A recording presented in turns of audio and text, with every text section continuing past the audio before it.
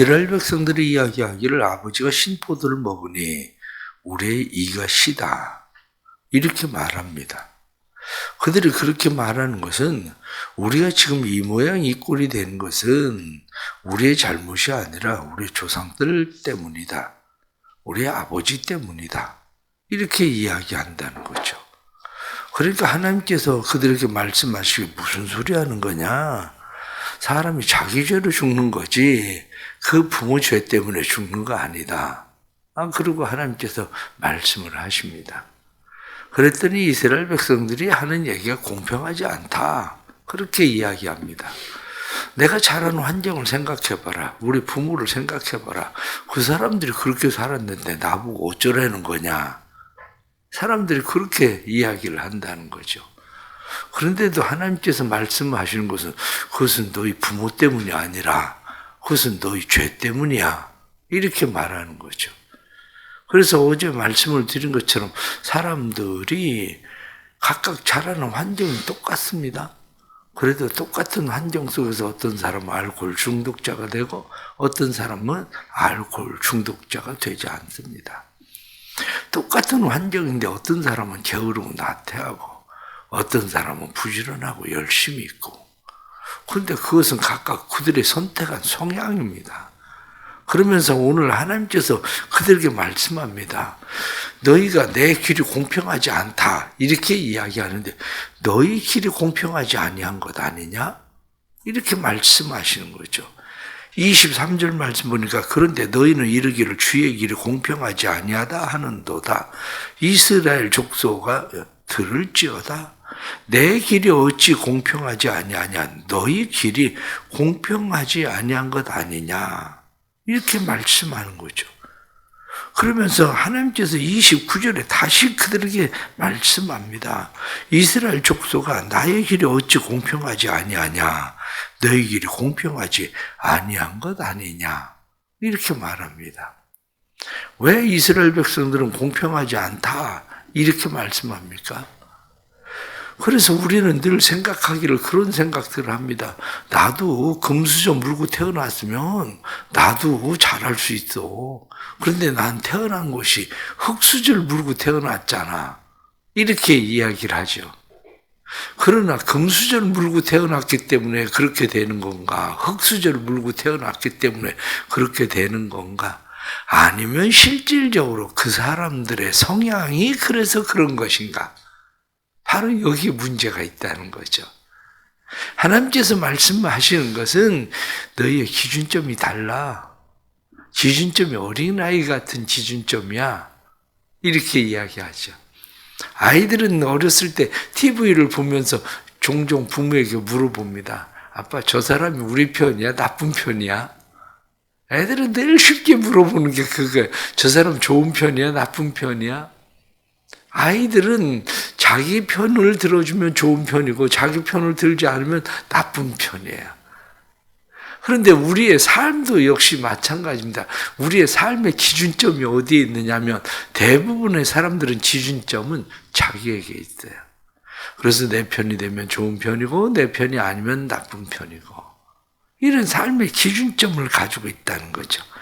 그런데 하나님께서 말씀하시는 것은 기준점 그것을 잘 생각해봐라. 그러면서 오늘 성경이 이 기준점 왜 달라졌는지를 우리에게 말씀을 해주고 있습니다. 그것을 26절 말씀에 만일 의인이 그 공의를 떠나 죄악을 행하고 그로 말미암아 죽으면 그 행한 죄악으로 말미암아 죽는 것이요. 의인이었습니다. 그런데 의인이었었는데 이 사람이 공의를 떠나 그리고 죄악을 행하다가 죽어. 그러면 그 사람이 죽는 것이 죄로 말미암아 죄악으로 말미암아 죽는다. 이렇게 성경이 말씀합니다. 그런데 27절 말씀 보면 만일 악인이 그 행한 악을 떠나 정의와 공의를 행하면 그 영혼은 보존하리라. 이 기준점을 지금 어디에 두고 있습니까? 기준점이 과거죠. 이 사람이 지금 행하고 있는 것이 현재의 기준점이 아니라 과거. 과거에 그 사람이 의인이었다. 과거에 그 사람이 악인이었다. 우리는 대부분 이 기준점을 사실은 많이 가지고 있습니다. 왜냐하면 출소자들이 나와서 사회에 적응하기 어려운 이유 중에 하나가 뭡니까? 기준점이거든요. 한마디로 옛날에 우리말로 얘기하면 빨간 줄 올라갔다. 이렇게 얘기하면 빨간 줄 올라가면 그럼 그 사람은 어디 가서도 이게 뭐 쓸 수 있는 사람이 아니라는 기준점이 뭐냐면 빨간 줄 그어놓으면 이 사람은 제외. 이런 거거든요. 그 기준점은 어디에 있느냐? 다 과거에 있는 거죠. 과거. 그래서 우리는 사람들에 대해서 이야기, 그 사람 그런 사람 아닌데? 이렇게 얘기하는 거죠. 그 사람 그런 사람 아니야. 그렇게 나쁜 짓 할 사람 아니야. 그 사람 그렇게 선한 일 할 사람 아니야. 그런데 그건 과거예요. 지금 현재는 어떠냐? 하나님께서 말씀하시는 것은 그건 과거야. 그건 과거고 지금 그 사람이 현재가 왜 죽느냐? 왜 그 사람이 사느냐? 현재야. 이렇게 말씀하고 있는 거죠. 그런데 우리는 여전히 그 기준점을 어디에 두고 있느냐면 과거에 우리의 기준점을 자꾸 두고 있는 거죠. 과거. 그래서 우리 부모 때문이다. 내가 흙수저 물고 태어나서 그렇다. 우리는 자꾸 과거의 기준점을 두고 우리의 삶을 끌고 나가는 거죠. 그런데 하나님께서 말씀하시는 것은 과거의 기준점이 아니라 현재야. 현재 기준점을 어디에 두고 어디로 가고 있느냐가 중요한 거야. 이렇게 말씀합니다. 그렇습니다. 우리는 살아가면서 지금 내가 두고 있는 기준점이 어딘지 이 기준점에 대해서 우리는 다시 생각할 필요가 있습니다. 그 이유 중에 또 하나가 있습니다. 그 이유 중에 하나는 과거에 어떠했던 것이 그 사람을 증명하지 않는다는 거죠. 왜 과거에 어떠한 것이 그것을 증명하지 않느냐? 10길 물속은 알아도 한 길 사람 속을 모른다. 만물보다 심히 부패한 것이 사람의 마음이다. 이렇게 말한 것처럼 과거에 그 사람이 왜 그렇게 잘한 겁니까? 정말 선한 의도를 가지고 그렇게 잘한 겁니까? 아니면 그 사람의 나름대로 계산이 있고 꿍꿍이 속에 있어서 그렇게 잘한 겁니까? 그건 모르는 거죠. 과거에 그 사람이 왜 그렇게 나쁜 일을 했습니까? 과거에 그 사람이 행한 것이 알고도 그렇게 한 겁니까? 몰라서 그렇게 한 겁니까? 바로 그런 문제죠. 이런 문제를 생각하면 중요한 것은 과거에 그 사람이 어떠했든지 그것만이 중요한 것은 아니다. 그거예요. 현재에 대한 기준점. 그것이 우리의 삶에 중요한 일들입니다. 그래서 하나님께서 우리에게 말씀하고 있는 것은 그 사람이 스스로 헤아리고 28절 말씀 보면 그가 스스로 헤아리고 그 행한 모든 악에서 돌이켜 떠났으니 반드시 살고 죽지 아니하리라. 스스로 돌이켜 헤아리고 성경이 말씀하는 것처럼 이것이 우리의 삶에 필요하죠. 그러면 돌이키고 헤아리려면 우리에게 필요한 것이 또 있습니다. 그게 뭐냐면 30절 하반절의 말씀을 보면 그러한즉 그것이 너희에게 죄악의 걸림돌이 되지 아니하리라. 죄악의 걸림돌. 오늘 성경 말씀에 죄악의 걸림돌 미크셜 이렇게 되어 있습니다. 걸려 넘어지게 하는 장애물. 걸려 넘어지게 하는 장애물, 이것을 히브리서 12장에서 무엇라고 말하느냐? 너희가 믿음의 경기를 할 때에 너희를 걸려 넘어지게 하는, 너희를 올매고 있는 그러한 것들이 무엇인가 생각하고 버려라. 무거운 짐. 성경은 히브리서에 너희의 무거운 짐, 얽매이기 쉬운 죄를 벗어 버리고 이렇게 말씀하는 것처럼 무거운 짐과 얽매이기 쉬운 우리의 죄, 그것을 성경은 말씀할 때 걸림돌 이렇게 말합니다. 걸림돌, 미크셜. 그런데 우리를 걸려 넘어지게 하는 것들이 무엇인가 이렇게 이야기할 때 우리를 걸려 넘어지게 하는 것을 우리는 바로 여기 걸림돌이 있어서 걸려 넘어졌다고 우리는 생각을 하는 거죠. 여기 걸림돌이 있어서 걸려 넘어졌다. 그런데 실제적으로는 걸림돌이 있어서 걸려 넘어진 게 아닌 거예요. 왜? 여기 걸림돌이 있어서 걸려 넘어진 게 아니라 한눈 팔다 걸려 넘어진 거예요. 한눈 팔다가. 아니, 여기 걸림돌이 있어 걸려 넘어지면 지나가는 사람은 다 걸려 넘어가지. 그런데 사람들은 다 걸려 넘어지는 게 아니라 다 피해 가는데 나만 걸려 넘어졌어. 나만. 왜 나만 거기에 걸려 넘어졌을까? 이렇게 이야기하면 그것을 무엇라고 이야기하냐면 그 사람이 가지고 있는 마음의 상태라는 거예요. 다시 말하면 왜곡된 마음의 상태. 왜곡된 마음의 상태가 아까 본문에 말씀한 게 뭡니까? 내 탓 아니다. 이거거든요. 내 탓이 아니라 우리 조상 탓이다. 부모 탓이다. 그 사람들 탓이다. 이렇게 이야기하고 있는 것이 그들의 마음의 상태인데 이들의 마음의 상태에 걸려 넘어진 거라는 거예요. 그러니까 걸림돌 때문에 걸려 넘어진 게 아니라 마음의 상태가 어떠냐. 내 마음의 상태에 의해서 걸려 넘어지게 된 거죠. 그러면 이 마음의 상태, 이렇게 이야기할 때 이 마음의 상태라는 것을 무엇라고 이야기하느냐면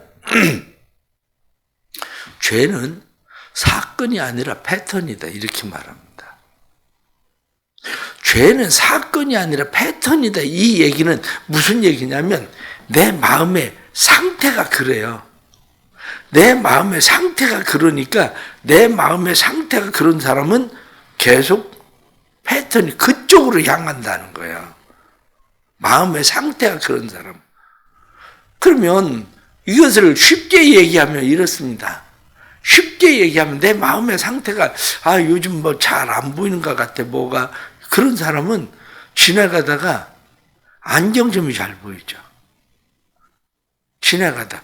이게 마음의 상태예요. 내 마음의 상태가 안경을 바꿔야 되나? 이렇게 마음의 상태를 가지고 있으니까 지나가면 다른 사람들이 보이지도 않는 안경점이 보여.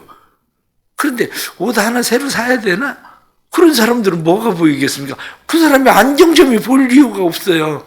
안경점이 보이는 것이 아니라 그 사람 옷가게가 보이는 거예요. 신상품 세일한다고? 이렇게. 이 사람의 마음의 상태가 지금 그런 거죠. 마음의 상태가. 우리의 죄라고 하는 것은 바로 그렇다는 거예요. 죄라고 하는 것은 사건이 아니라 우리는 자꾸 죄를 사건으로 보려고 하는데 죄는 사건이 아니라 죄는 마음의 상태라는 거예요. 그 마음의 상태가 그 패턴을 자꾸 끌고 간다는 거예요. 패턴으로. 그 패턴이란 말을 다른 말로 이야기하면 습관이 된다는 거예요. 내 마음의 상태가 자꾸 습관이 되는 거죠. 마음의 상태가. 그러니까 마음의 상태가 습관이 되면 습관이 된 마음의 상태는 우리의 방향을 결정한단 말이에요. 나를 어디로 들어가게 만듭니까? 결국은 안정점이 자꾸 보이면 안정점으로 들어가게 만들고 옷가게가 자꾸 보이면 옷가게로 들어가게 만들고 술집이 자꾸 보이면 술집으로 들어가게 만들고 그게 바로 처음부터 거기에 술가게가 있는 게 그게 죄다, 걸림돌이다. 이게 아니고 그 마음의 상태가 오늘 기분도 그런데 한 잔 어디 가서 하면 딱 좋겠다. 그 사람은 술집이 보이면 그리로 들어가는 거죠. 그리로. 바로 그래서 무엇라고 이야기하느냐. 우리의 삶의 이 마음의 상태, 이것이 얼마나 중요한 것인지 마음의 상태를 조심해야 된다는 겁니다. 그래서 이 걸림돌, 이렇게 이야기할 때에 이 걸림돌은 마음의 상태, 이 마음의 상태를 죄의 습관, 그렇게 말합니다. 죄로 끌고 가는 우리의 습관. 반대로 이야기하면 끊지 못하는 관계. 그렇게 말해요. 죄의 습관이 이어지기 시작하면 그것을 끊어야 되는데 끊어야 될 때에 끊지 못하는 관계. 그것이 우리로 하여금 죄의 걸림돌이 된다는 거예요. 그게. 그러기에 우리는 늘 조심해야 됩니다. 우리의 마음의 상태가 어떤지, 자신의 마음의 상태를 잘 살펴야 됩니다. 마음의 상태가 그러하면 우리를 그쪽으로 자꾸 끌고 가게 됩니다. 그래서 결국에는 그게 죄의 악, 이렇게 말하는 죄의 악이 된다. 그런데 그 다음에 나타나는 31절 말씀을 보면 그렇게 되어 있습니다.